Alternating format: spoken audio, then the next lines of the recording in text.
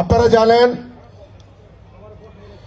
এই বন্দর থানা এবং উপজেলায় বিগত প্রায় অনেক সময় ধরে যে নেতৃত্বগুলো ছিল তারা বিভিন্ন কারণে গত সেই 16-17 বছর ফেসিবাদের যে আন্দোলন ছিল ওই আন্দোলনে কিন্তু প্রত্যক্ষ পরোক্ষভাবে সক্রিয় ভূমিকা রাখতে পারেনি, বরঞ্চ অনেক বড় বড় নেতাকে আমরা তাবেদারি করতে দেখেছি ওসমান পরিবারের।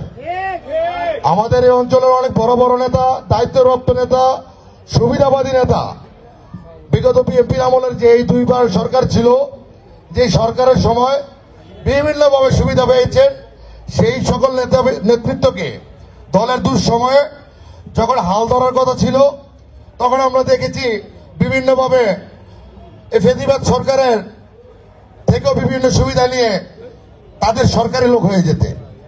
তো আমরা বলতে চাই, গত 17 বছর যদি তাদের ছাড়া বাংলাদেশের জাতীয়তাবাদী দল বিএনপি চলে থাকে, এই দেশের ফেসিবাদ সরকারের বিরুদ্ধে, স্বৈরাচারিণী হাসিনার বিরুদ্ধে আন্দোলন করে টিকে থাকতে পারি আমরা, তাহলে বর্তমানে এবং ভবিষ্যতে তাদের আমাদের প্রয়োজন নাই।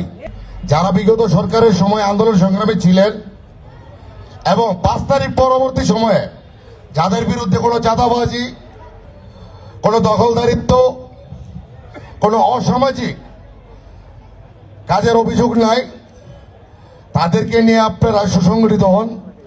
ইনশাল্লাহ আপনারা আমাদেরকে প্রত্যেকের ওইভাবে যারা আছে, আমরা হয়তো সবাইকে চিনতে পারবো না, আমাদেরকে ডাটা দিবেন, আমরা আপনাদেরকে ওইভাবে নেতৃত্ব করে দেওয়ার চেষ্টা করব। আমাদের নেতা তারেক রহমান যে শুধু লন্ডনে বসে আমাদের যে 31 দফা দিয়েছেন, এই 31 দফা হচ্ছে রাষ্ট্র সংস্কারের দফা, এই 31 দফা হচ্ছে বাংলাদেশের মানুষের কল্যাণের জন্য 31 দফা। কারণ যে বর্তমানের এই অন্তর্বর্তীকালীন সরকারের যে ছাত্র সমাজের যে যারা প্রতিনিধিত্ব করেন, তারা বলেন যে তারা সংস্কার চায়। সংস্কার তো আমাদের নেতা শহীদ রাষ্ট্রপতি জিয়াউর রহমান স্বাধীনতার পরে দেশে সংস্কার এনেছিলেন। আমাদের নেত্রী খালেদা জিয়া 90-এর স্বৈরাচার বিরোধী আন্দোলনে জয়লাভ করার পর দেশের গণতন্ত্র ফিরিয়ে দিয়েছিলেন, উনি তো তখন সংস্কার করেছিলেন।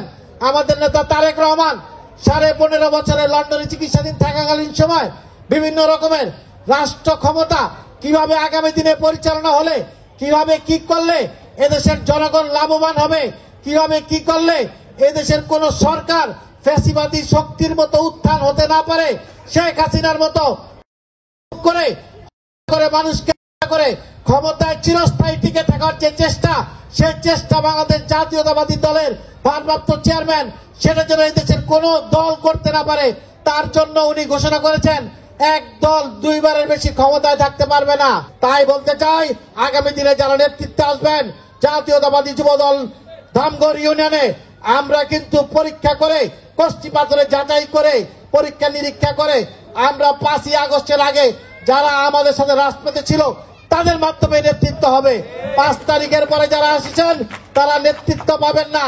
হয়তো দলকে যদি ভালোবেসে থাকেন, দলের পিছনে কর্মীদের, নেতাদের পিছনে কর্মী হয়ে থাকতে হবে, কিন্তু অন্য কোন আওয়ামী লীগ ফ্যাসিবাদী শক্তির কোন দোষর হলে এই দলে জায়গা পাওয়া যাবে না।